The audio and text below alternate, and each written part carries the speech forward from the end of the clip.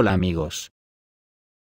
Creo que la OTAN ha entrado en una paranoia colectiva sin precedentes, debido a que todo el planeta ya es consciente de su pasado y presente colonialista destructora de civilizaciones, y han cruzado la línea del patetismo más absoluto. Lo que estamos presenciando estos días con las heroicas batallas de la aviación de Estados Unidos, luchando en un combate desigual para sus cazas de última generación, contra globos aerostáticos. No es más que la muestra de un infantilismo sin precedentes en la historia política, dan ruedas de prensa infantiles que las quieren hacer pasar por trascendentales. Explicando cómo han logrado la difícil tarea de derribar globos aerostáticos por orden directa de los presidentes de Estados Unidos y Canadá rodeándose de una aureola épica. ¡Qué vergüenza! Que además da que pensar, porque China ha reconocido que uno de esos globos era suyo. ¿De quién eran los otros? Nadie los ha reconocido, ¿serían propios? Todo para distraer la atención de una realidad que los desnuda ante los ojos de las ciudadanías del mundo, ciudadanía, que incluso siendo la que es, no salen de su asombro al ver tamaño infantilismo. Que ha llegado incluso, a que todo un general del Pentágono, a la respuesta a un periodista, no descarte que esos objetos heroicamente derribados pudieran ser extraterrestres. Alucinante lo que están haciendo las plataformas hollywoodenses con esos cerebros. Pero este circo que han montado, no creáis que es gratuito, tiene un fin, infantil, pero un fin. Que no es otro que distraer la atención de la noticia que conocimos el otro día, de la confirmación de que Estados Unidos cometió el acto terrorista de la destrucción de los gasoductos Nord Stream. Y que Estados Unidos vio compensado con los beneficios escandalosos de las corporaciones energéticas estadounidenses y británicas, en detrimento total de la economía de la zona euro. Acto que apuntó directamente contra la economía alemana, y de la Unión Europea en general, y que como pierdan la guerra contra Rusia, seguramente darán cuenta ante algún tribunal tipo Nuremberg. Estas últimas horas, la OTAN y la Unión Europea, están recibiendo palos hasta en el cielo de la boca. Y ya no vienen de opiniones que puedan ser vertidas con la carga del sesgo de algún periodista, que vienen desde sus propias entrañas. Hay para escribir un libro solo con las últimas horas, desde la opinión de un general noruego que se pregunta cuándo los políticos de la OTAN van a reconocer la superioridad de Rusia, y buscar la paz, ya que Rusia tiene unos misiles contra los que la OTAN no puede luchar. O la de Silvio Berlusconi, que ha dicho hoy a la puta cara de la OTAN, que Zelensky es el culpable de esta guerra, que Zelensky es el agresor contra el pueblo ruso, y él no lo habría recibido en Bruselas como hizo Meloni. O la del ministro de Asuntos Exteriores de Hungría, Péter Szijjártó, que ha dicho hoy que el Parlamento Europeo es una de las organizaciones más corruptas del mundo, según recogen los medios locales húngaros. La confianza en el Parlamento Europeo es prácticamente igual a cero, dijo el canciller húngaro durante una entrevista con la emisora Kossuth, indicando que los escándalos relacionados con corrupción mostraron que se trata de una de las organizaciones más corruptas del mundo. En ese contexto, Szijjártó afirmó que las decisiones tomadas por la institución y sus declaraciones en general han causado daños a Europa, destacando que el suministro de armas de Occidente a Ucrania prolonga el conflicto. En enero, se reveló que Hungría bloqueó el séptimo tramo de apoyo militar de la Unión Europea para Ucrania. Se trataba de 500 millones de euros del denominado Fondo Europeo de Apoyo a la Paz, utilizado para financiar la compra de armas y equipos de protección para Kiev en 2022, según un diplomático comunitario de alto rango.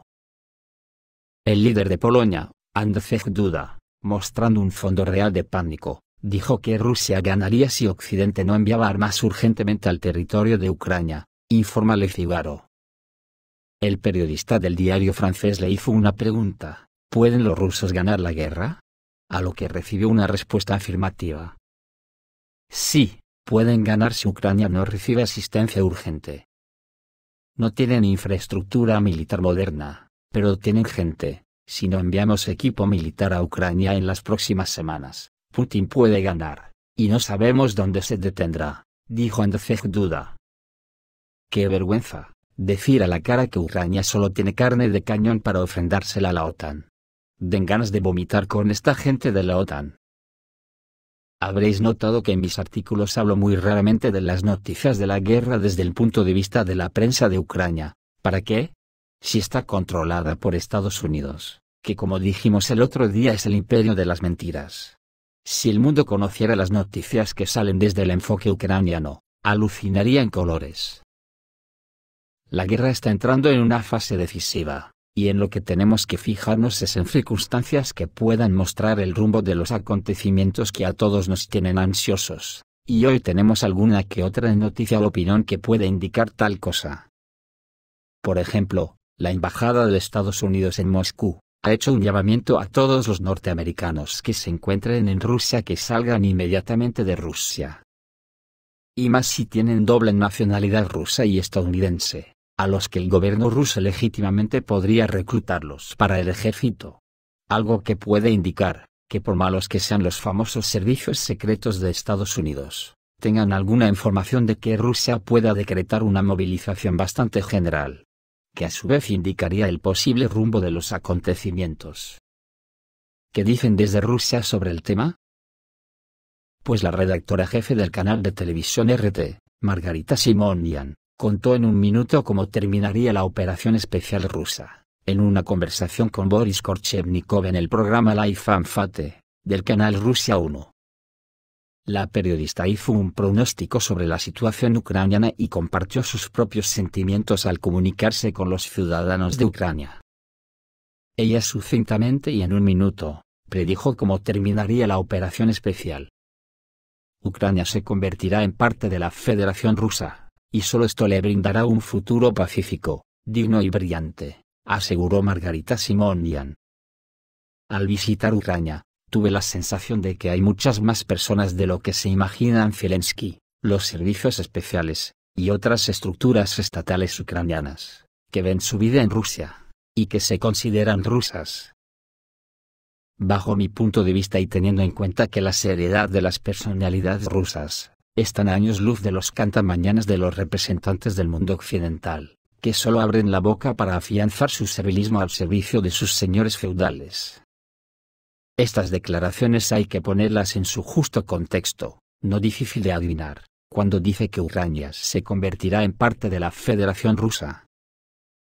Cuando una gran parte de los políticos europeos empujados por el miedo a una guerra nuclear, a la que Estados Unidos junto con Zelensky les está llevando, el representante permanente de la Federación de Rusia ante las Naciones Unidas, Vasily Nevencia, les ha dado un baño de su brutal y servil realidad.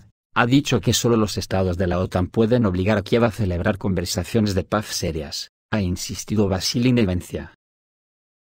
Ucrania no ha mostrado interés en encontrar una solución diplomática a su conflicto en curso con Rusia, dijo el viernes Vasily Nevencia, representante permanente de Moscú ante las Naciones Unidas. Afirmó que, si bien Occidente podría obligar a Kiev a sentarse a la mesa de negociaciones, no ha tomado esa iniciativa.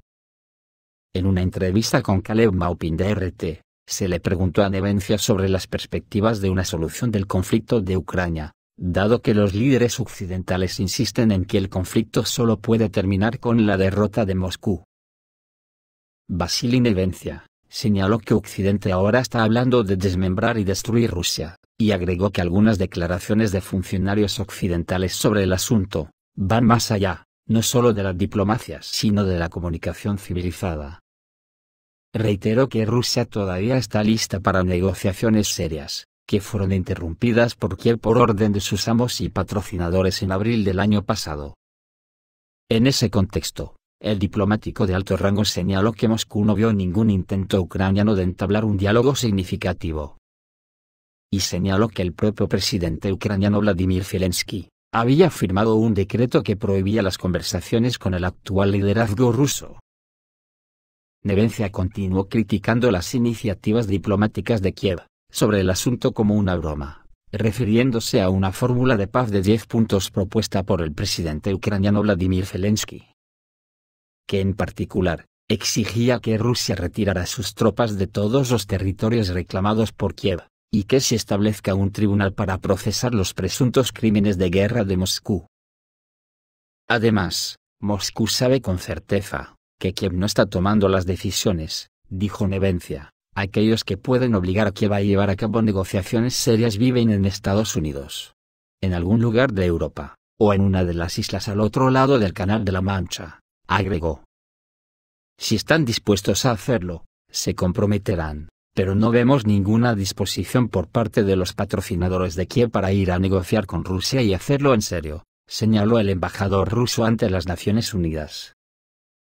Por eso Berlusconi y muchos otros personajes dicen lo que dicen, porque saben que Rusia ya tiene la conciencia de que los países occidentales están librando una guerra de poder contra Rusia en suelo de Ucrania.